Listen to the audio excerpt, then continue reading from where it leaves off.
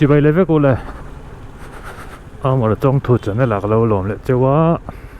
quên hi Wednesday nè các bike khi R15 V4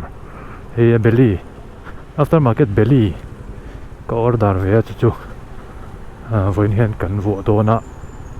chuẩn bị video tối tết chú cần xem không lỡ anh chơi tụi cái son chơi tụi này hiện vài vài con cái sinh trip cái con nó tụi hi đồ đằng vắc này lỡ sky high ở to bốc này sky high hiện anh đâu này tụi tiếng anh này cái tiệm mà trong cái giống rồi rằng Aftermarket belly hay belly liền chiang đó đó là come on sky high hiện anh đâu này rong cả cho bằng ai mà đi kan có order chú với là hiện có vụ tiêu đồ nè in lỡ anh chịu đồ này anh đủ về chuan sky high to hiện là ổn nuôi bốc anh rong cầm mà thì bốc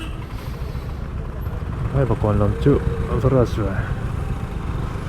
khoa hết chèn rằng là với hệ đi khoa lầu khốp mày có vụ chắc tổ xia theo khoa theo chúng trung yên cái dục câu đòn ấy bài cái việc rau bụi xia anh là lên là bỏ xếp vắt vào mấy thế này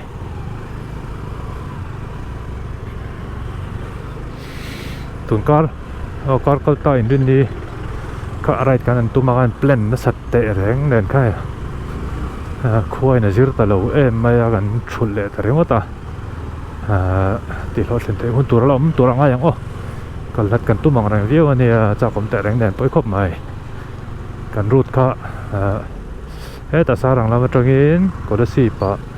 chuẩn có được xì pa trong yên biểu có clear trong yên sai pai là mà chuột lắc sẽ lùi bi là mà chuột lắc có sai pai và bộ tháp cần tụi má chuẩn sai pai trong yên hết ta sai bùm là mà gần lết sao không tuy real hydro project cái bộ mình chuẩn lộ cần tụi má chuẩn sai pai thì sai bùm trong yên nó thì mình là mà trong hồ quần lệ cần tụi má hết ta mà quần bắp đón thì này chú thui thầm bằng rằng chaผมเตะแรงแน่นปุ้ยขบไหมเปโตรเตะกันละฟูลไปให้ละฟูลปั๊บลงได้เด็ดแต่ซีแล้ววะปุ้ยขบไหมกันละติดโหเลี้ยงแต่ตัวง่ายอย่างแข็งเจ็บสกายไฮส่วนวิดีโอตัวเตะนี่เราเชื่อช่วยตัวเดียว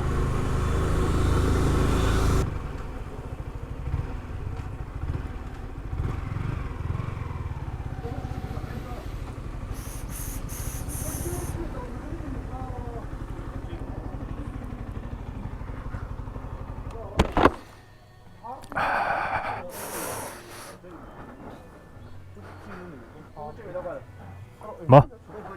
thì lại khăn nào cả lâu đấy mà bác ấy là cái thuộc chứ mà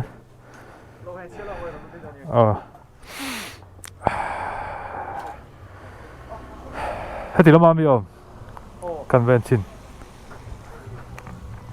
mà rồi thôi cả thiếu tổ tu chung à mi cản tắc chứ nó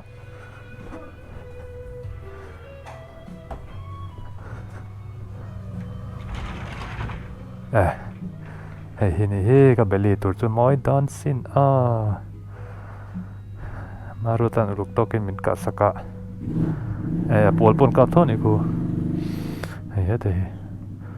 cái Apple khác cái đồ tách chỉ là đun cái gì nãy thâu tour ngay là chẳng nãy đón không mày rong cả lại phong không mày mà rồi tan này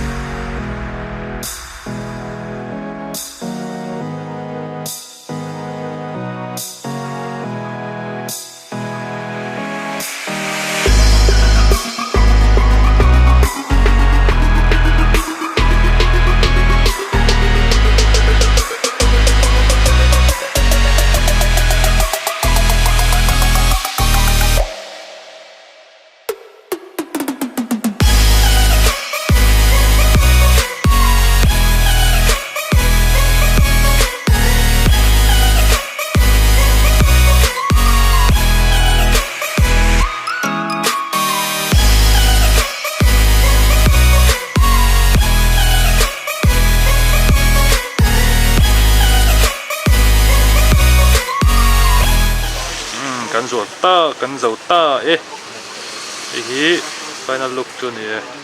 a fitment pot dik khop mai modi vak ngai lo dik khap thei ti lai join lo hong te poi mo dik khap nice tuk ana tina pai ten fai zar vor sela alang al me ang moi le ta kan vừa ta hey moi xin nó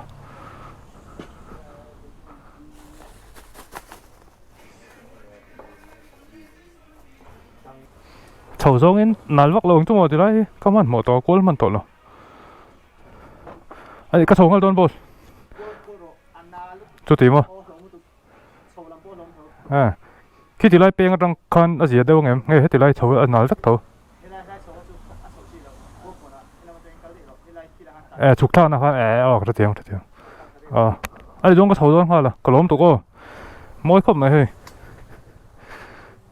sky high ra là cần môi để ta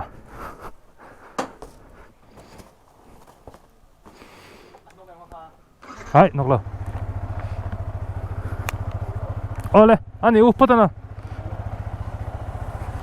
cái lăng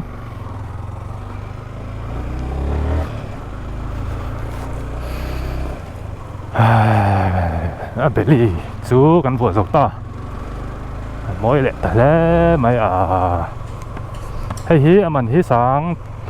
thì rằng anh nhớ rong cái sáng thum rằng anh độ chuồn sky ha to han lỏm nữa là mình là này chỗ mày rồi dù phần về trên đó fitment pot đi khop mày hay hi mo cái này đây nó thà fiber anh finish pot thà alteration vak ngai lo in ol sam de na vo thei chu wangin an du chuan sky high pan mai thang nei pon la tam vak lo hei ani ma sapol kan i mela ti zia don khop mai bai ka bal lu tu ka ani thurang pon lang thei lo lo ti lam hi nge nang nal viu nge mo chho ka tu de wa Rislo mình là tôi huy là chiếc cầu thấy hiện tiện scooter pon lăn lom là chán không rin lúc ăn nào rất tục chưa tiêu mà xe cái lưỡi trên tèn có mặt mỏ đâu rất to nhưng bên con anh tụi nó sắc hộp ạ sky high auto hi biếc bộ thấy nó tụi number cái rần đằng nói ya description à hiền in lâu giọt đòn nên tụi chuan tụi vé chuan R15 V4 Aftermarket belly moi kẹp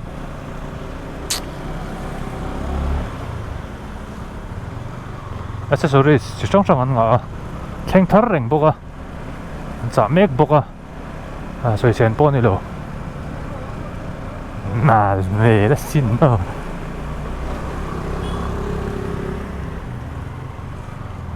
cái phát thế sẽ polo tay thì cho nó mil vắc lawang tiếng đây yang tại hiện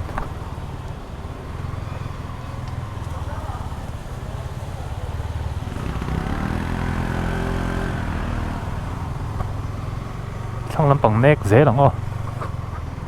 bạn chui là tan cho nên chỉ là đang đây fin cắt tủi tiền ạ chứ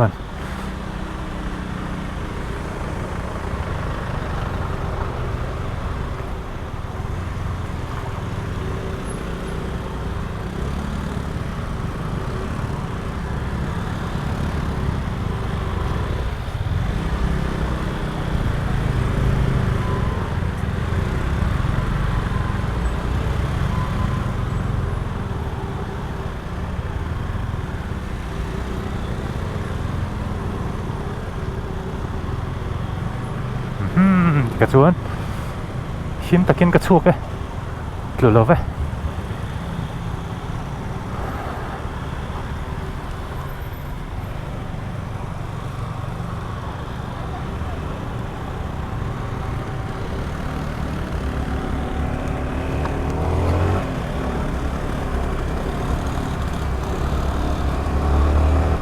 kan với video cho tụi to không